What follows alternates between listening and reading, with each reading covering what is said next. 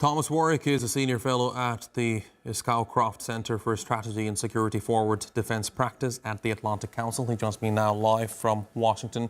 Great to have you here with us on TRT World. So I believe this is a positive step in the right direction towards a ceasefire, a permanent ceasefire rather.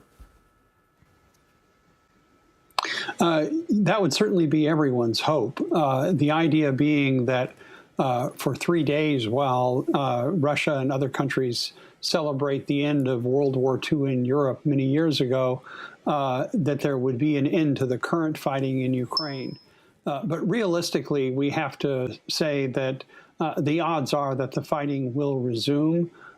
Trust, as you just reported, is very low on both sides, with Russia looking to the United States to help it get a deal that aligns with its objectives, and Ukraine looking more and more towards Europe and other countries for brokering a deal that everyone hopes will end the fighting.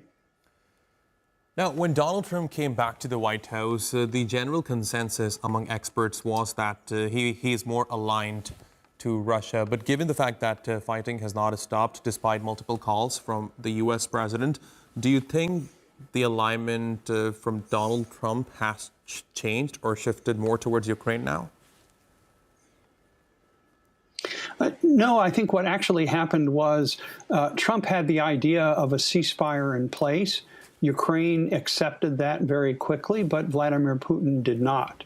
However, instead of then publicly blaming Putin for not having to agree to the terms that President Trump had announced, President Trump sent his trusted envoy, Steve Witkoff, to Moscow. But we haven't seen Witkoff in Kyiv.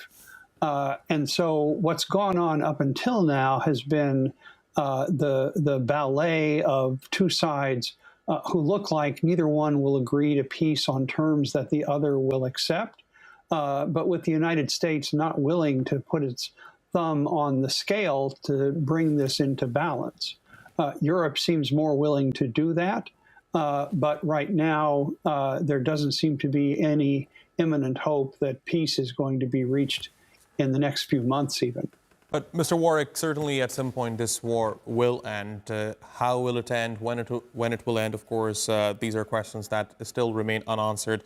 In your view, do you think it's going to end in the battlefield or through diplomacy? And what needs to happen in order for this seemingly never-ending conflict to end between the both sides?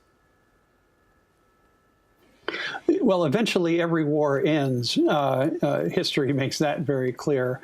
The question is that international relations theory and philosophers and experts in the arts of war say that wars go on until one side becomes exhausted and is willing to accept the terms of the other. It's hard to see that Ukraine will accept its own destruction. And so the question ought to be, what will it take for Russia to moderate its ambitions so that it will be possible to have a ceasefire that does not involve the destruction of the Ukrainian state? That really, at its essence, is the question that can only be answered in the mind of Vladimir Putin. Fascinating insights. Thomas Warrick, thanks very much for joining me here on TRT World. Really appreciate your taking out the time.